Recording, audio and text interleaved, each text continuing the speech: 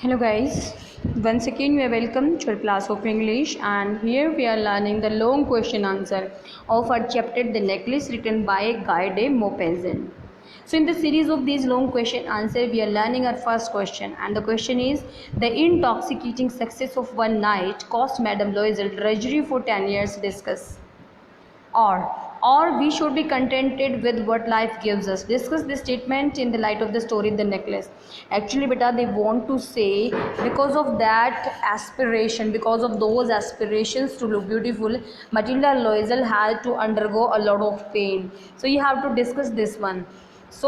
हमने सबसे पहले तो यहाँ पे ये बताना होगा कि she is not a contented lady, किस चीज़ के लिए ड्रीम करती है, किस चीज़ के लिए एस्पायर करती है, और फिर हमें बताना है क्या क्या उसको तकलीफ़ होती है और कैसे वो अवॉइड कर सकती थी, ये सब हमें बताना है. So first of all, madam Loisel was not contented with what the life had given her. जो भी ज़िंदगी ने दिया है वो उससे कंटेंटेड नहीं है. Actually she always aspired for a life of riches and luxury. अमीर और ऐशो आराम वाली ज़िंदगी के लिए एस्पायर करती है. So determined to shine at the ball party. ठीक है, वो शाइन करना चाहती थी. That's why she borrowed a super diamond necklace from her friend madam Forestier. Madam Forestier से इसलिए वो क्या करती है, एक डायमंड नेकलेस बोरो कर लेती है. Actually she wanted to look very beautiful in the ball party. She wanted that everyone should ask her name.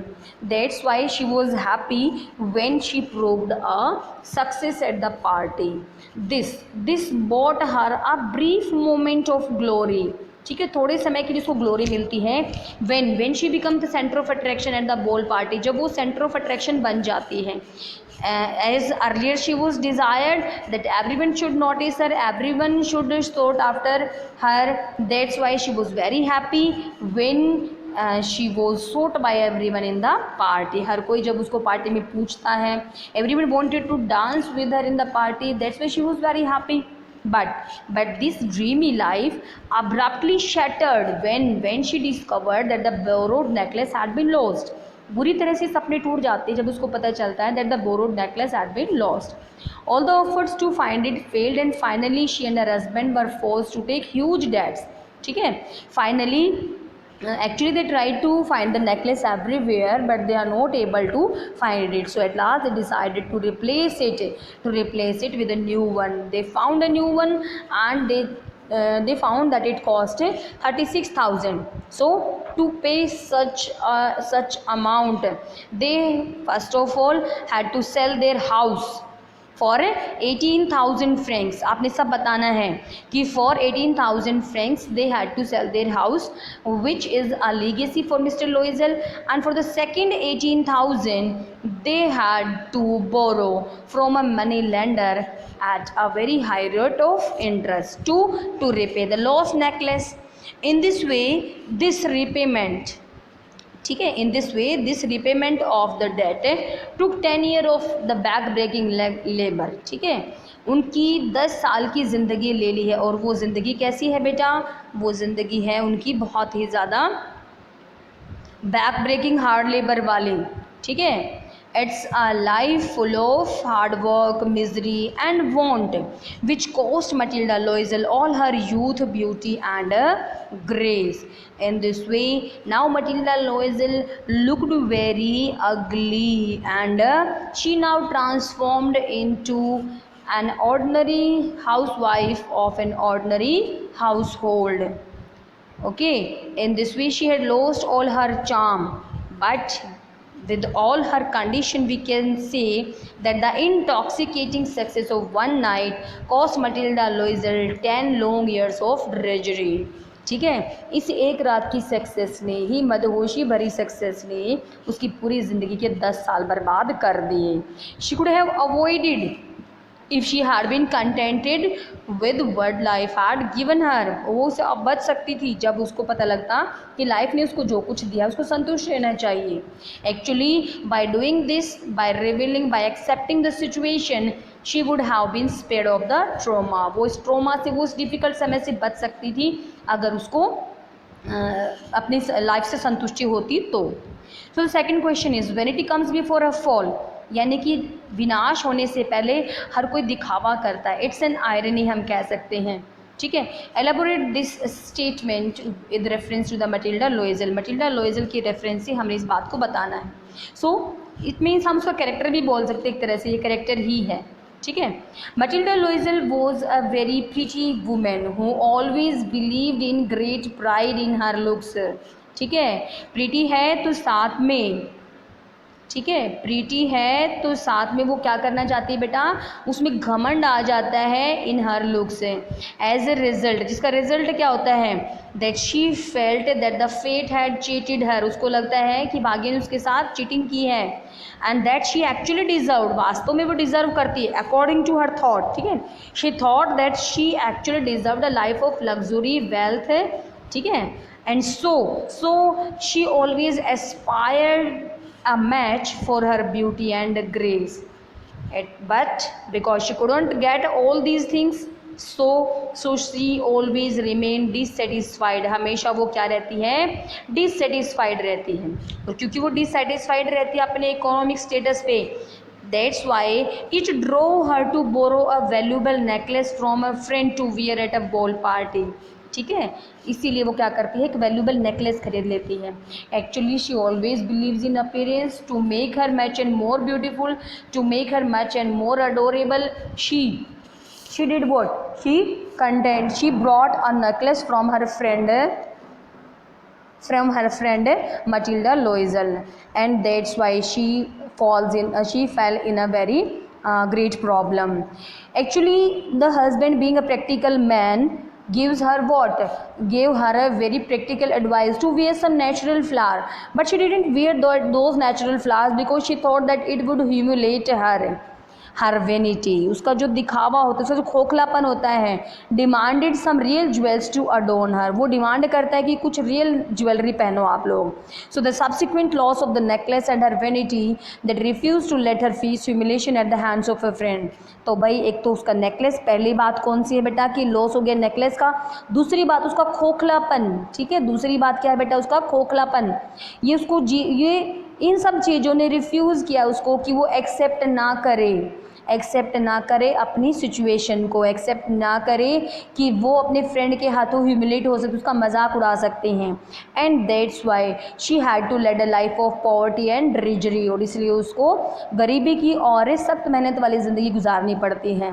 These 10 years of hard work and worry followed which deprived her of very looks and grace that she had once prided her self in.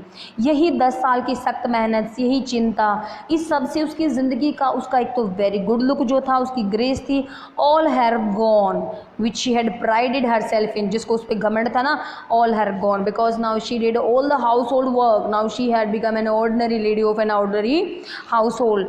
That's why she is no more graceful, she stopped wearing all that costly dresses, she stopped to adorn herself even for a once. That's why now she had completely changed. So this is the irony of the situation, that we agree with the saying that vanity comes always before a fall, ठीक है, कि विनाश से पहले हमेशा इंसान अपना खोखलापन ज़रूर दिखाता है। सो द बेटा next question is what role fate play in the story the necklace. Necklace में भाग्य का क्या रोल है। एक्चुअली बेटा भाग्य का बहुत ज़्यादा रोल है, significant, not only in the story but in every one's life fate plays a significant role. कौन सा रोल, सबसे पहला देखो भाग्य का role, the first stroke of irony, भाग्य का सबसे पहला प्रहार कौन सा होता है, that a pretty and charming lady like Matilda Loisel, who thought herself to be worthy of palaces, rich, luxury, comfort, is born in the family of clerk। ठीक है, ये उल्टा काम हुआ कि क्या क्लर्क की फैमिली, जबकि डिज़र्व क्या करती है, वो बीइंग प्रीटी एंड चार्मिंग होने के नाते लगता है कि बहुत ज़्यादा महलों में रहनी चाहिए, उसके पास धन दौलत होनी चाहिए, लग्जरी होनी चाहिए, कंफर्ट होना चाहिए, लेकिन होता क्या है, she was born in a family of clerk, होता बिल्कुल उल्टा है। दूसरी बार फिर से भाग्य का प्रहार होता है, वो कब होता है बेटा, when on growing up she gets a petty clerk for the husband, एक हस्बैंड के रूप में उसकी शादी भी पेटी क्लर्क से हो जाती हैं. Because she dream to be a rich lady after marriage also, but she has no dowry, no source of income. That's why she had to that's why she had to marry a petty clerk. तो ये दूसरा stroke था. ये तीसरा stroke कब आता है? But the finest the both stroke, सबसे बड़ा धक्का जब लगता है भाग्य का. कब लगता है बेटा? जब she borrowed a diamond necklace from her rich friend to add to her glory at the ball party. ताकि वो बॉल पार्टी में सबसे शानदार दिखे, इसलिए डायमंड नेकलेस को वो बोरो करती है, और इसीलिए क्या होता है? सबसे बड़ा धक्का लगता है. तीसरा धक्का उसको लगता है. ठीक है, when the necklace is lost, जब lost हो जाता है. She and her husband are forced to live a lifetime of poverty. Now they had to live a very back-breaking poverty, want and misery life of 10 years. Why? To repay the loan that they had to raise to make the loss again. But this is not the ending of playing the stroke by fate on them. This is last but not the least. This is the fourth stroke. ये क्या था? ठीक है, stroke भी कह सकते हैं, last laugh, हंसी वाली बातें, मजाक भी कह सकते हैं. When madam Forester reveals to her that the necklace for which the couple ruined 10 precious years of their life was merely an imitation of the jewelry worth not more than 500 francs. जब उसने बताया ये 500 Frank से ज़्यादा की jewellery नहीं है, तो ये सबसे ज़्यादा क्या था? बड़ा स्ट्रोक था. In fact we can say that everyone had to be the prey of fate. In everyone's life the fate plays an important role and no one can escape from fate's playing. So the fourth question is, what was the cause of Matilda's ruin? How could she have avoided? बिल्कुल हमने जो अपना second question किया था उसी से मिलता जुलता है, थोड़ा सा और ऐड कर देना, मतलब दोनों को मिला के आप इसका आंसर लिख सकते हैं. So the cause of Matilda, सबसे पहले लिखिए मटिल्डा लोइजल कौन थी, but she was aspiring for what happen to her. ठीक है, देन हम लिख सकते हैं the cause of Matilda's ruin was a desire to live beyond her means. उसकी बर्बादी कारण क्या था बेटा? कि अपने साधनों से बाहर होके वो जीती थी. She was not letting her to cut the cord according to the cloth.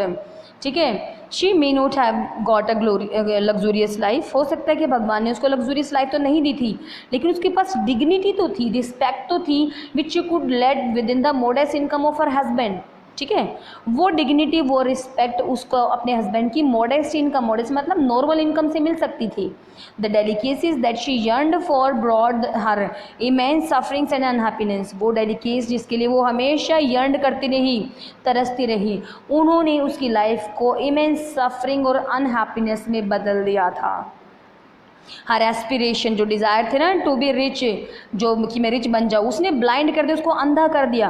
To the genuine love of her husband, अपने हस्बैंड के लव को भी नहीं पहचान सकी थी. She sought happiness in expensive dresses and exclusive diamond.